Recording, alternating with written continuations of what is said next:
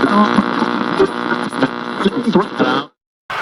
following is a presentation of the Missouri Sports Network.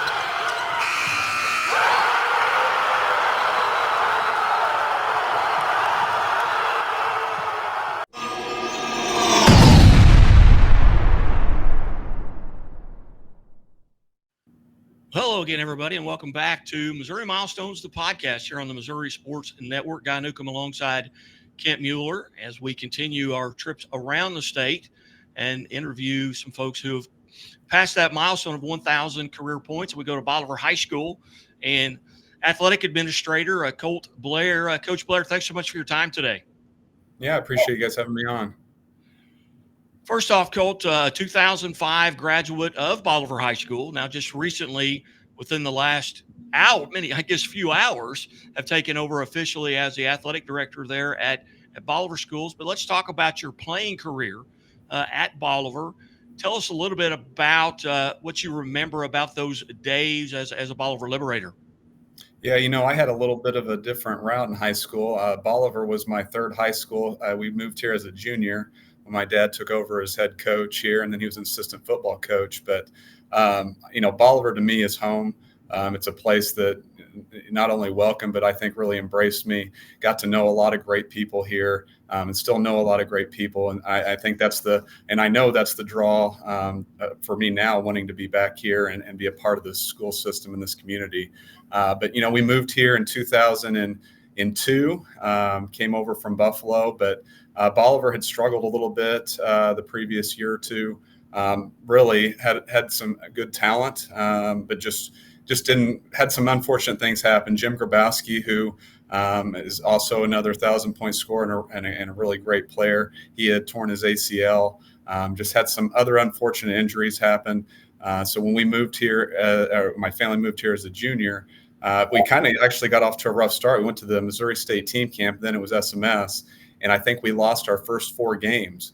And we were like, I was 6'5", Jim was 6'7", Ty DeClue was a junior as well. He was 6, 7 or 8 at that time. And I think we were just trying to figure out how to play with each other. But after those four games, we kind of got the ship righted and won out the rest of the camp and won the camp. And then I don't think we lost again until the Blue and Gold Championship that following, what would have been 2003, 2004 season. So went on a huge run there. Then lost to a good Branson team with Stephen Hill in a tough loss. I think I call myself the Buffalo Bills of the Blue and Gold. I finished second both my junior and senior year, but we had a nice run, at that time, and I'm sure all old players say this, but the COC at that time, it was crazy, especially the big men. You had Jim, Sam Singh, who went to Bradley, Stephen, who went to Arkansas, Drew Richards, who went to Missouri State. And then there's a lot of other great players that were Division II type players as well. But we got beat by a really good Willard team my junior year. We had played them the week prior. We beat them at the buzzer, basically. Played them a week later. They beat us at the buzzer, and then they went on to win the district. So anyway, a long story to say, a lot of good players, a lot of good teammates here. Enjoyed my senior year as well. I think we went 24-3 my junior year, and then 21-5 my senior year. But just a lot of great memories, not only from basketball but football here as well. Little known fact, I coached against you, and I believe it was your junior year in Bolivar. Okay. Coach Blair, your father was the head coach, and they were looking for a game. And I was the athletic director and coach at Humansville, Missouri. Uh-huh. It may have been the coach in front of him. It may have been Coach Banner looking for a game, and he scheduled us. And we got to the gym, and your dad, Coach Blair, came up and he said, "Newcomb, never again will we play you guys." And we were decent for a Class I school, but it was a 30 or 40-point game. You guys were just really talented that year. I think that if I remember right, that might have been our homecoming game. I'm not for sure, and I think we got behind to you guys like 4 or 6-0.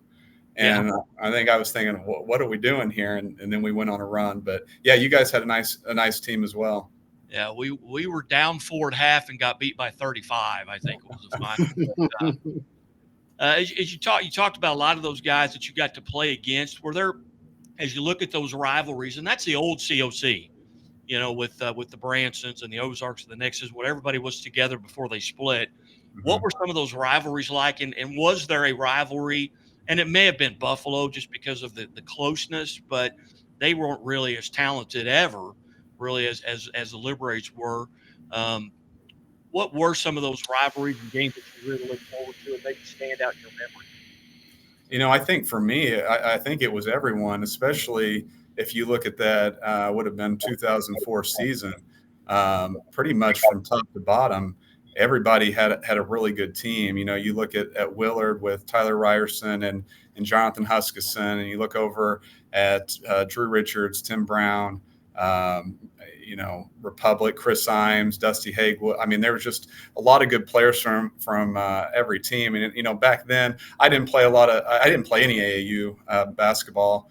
And I think at that time too, it was just a different mentality. Everybody just wanted to really beat each other. I don't think there was any love loss between anybody. So I would say every night, you can even go down to Reed Spring, and one of my teammates that I played with at C of O, Corey Stone, they had a really nice team that year as well. It's just everybody seemed to be really good. So as far as one specific team, I don't know that I would really pick someone out, but I think night in, night out, it was just a rivalry going into every game. Was there a game as you look back, and I do this even at my age, and I graduated 17 years before you did. There are games in my past I sure would like to go back and play them again. A game maybe that got away from us that, man, we should have won that game. And it may be in football, it may be in basketball, baseball, but in my case, maybe all of them. But are there games that stand out? And it may have been a game where you had a great game or it was a huge win, but Mhm. and it may be those back-to-back, second play finishes in the blue and gold. Are there games you'd like to go back and play again? Yeah, no, I definitely that blue and gold game would definitely like to go back to. I felt, if I remember right, I think we had a lead, at least by a couple of points in the fourth quarter at one point, and it for whatever reason the ball just didn't bounce our way. So we'd like to have that one back. The senior year we played Glendale in the championship, the blue and gold. I don't know that I played that great that game, but that one just kind of got away from us as well. A game that I'll never forget was a quadruple overtime game at Ozark. I think it might have been their first year in the new high school, but they had, if my memory is right, someone probably say, well, that's not true. But if my memory is right, they had a conference home winning streak that they had. I want to say it was like 30 or 35 games. It was a long time. And we ended up winning in quadruple overtime. And that was just a lot of fun and one I won't ever forget. And again, we're visiting with Colt Blair, the athletic director and alumnus of Bolivar High School, who finished with 1,250 points, graduated in 2005, and is currently the athletics administrator. And Colt, after high school, take us on your journey and how you arrived there at Bolivar. Yeah, so I went from high school. I went to Southwest Baptist for 2 years. My freshman year, we won the MIAA and won the MIAA conference tournament. Had a lot of fun, a lot of success. Played with a lot of really great players. Sheldon Pace is one of the best players I've ever played with, and he could have played at any level. Franz Stain, he was 7'2", transferred in from Oklahoma State. I just got to play with a lot of really, really good players.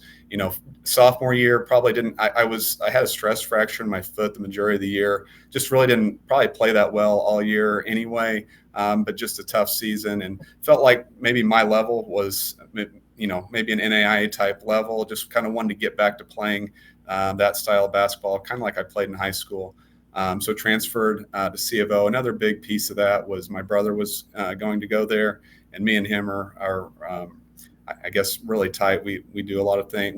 We'd grown up together, do a lot of things together. So that was an enticing piece for me as well. So finished up at C of O. We ended up runner-up. I guess if you talk about another game you'd like to have back, we were runner-up to the national championship that year to Oklahoma Wesleyan, who was a really nice team as well. But that season was a lot of fun. That was my senior year. Finished up there, and Coach Gio gave me a great opportunity to come back to SBU and be a grad assistant. At that point, I thought, you know what, I think I want to be a college basketball coach, and did the GA thing for 2 years. I figured out that really wasn't for me. I like this area. I like being around home. And when you're at that level and coaching college, you're gone a lot, you're on the road a lot, and that really wasn't for me. So kind of figured that out. That was a good learning time for me. And I truly think God works things out. When I finished up GAing, there happened to be a PE position that had assistant basketball and assistant football, which was a perfect fit for me, and was able then to get hired here at Bolivar in 2012, and was here from 2012 to 2017. After that, I got into administration, and kind of long road short. Ended up as athletic director at Willard. Had really enjoyed that. It's a great place. But when you get a chance to come home and what Bolivar means to me, just couldn't really pass up the opportunity. So really excited to be back here.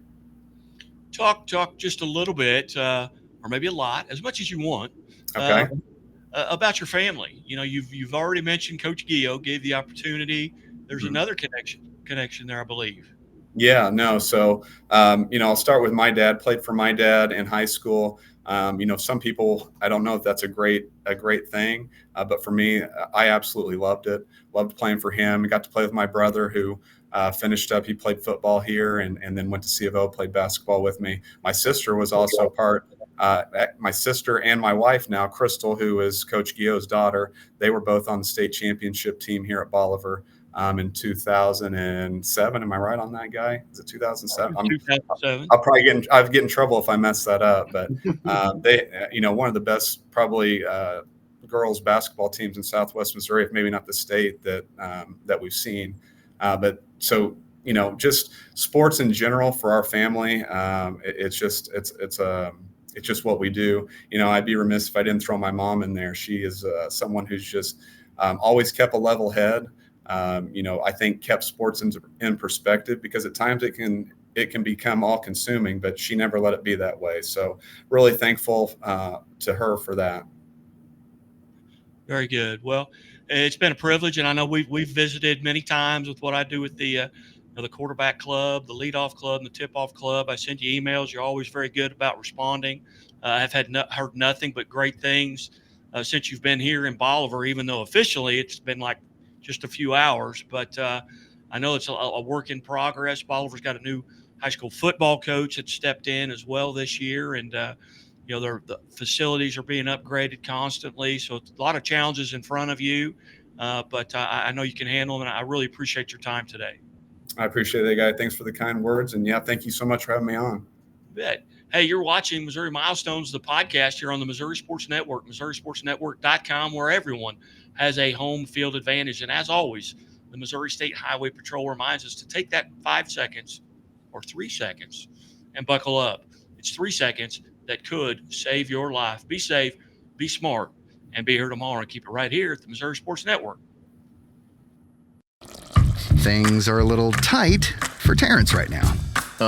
But they won't be for long, because Central Bank makes it easier for customers like Terrence to dream bigger. More room would be nice. With mortgage solutions that can open the door to more space. That's what I'm talking about. For his growing family. Growing family? Honey, guess what? You got this, buddy.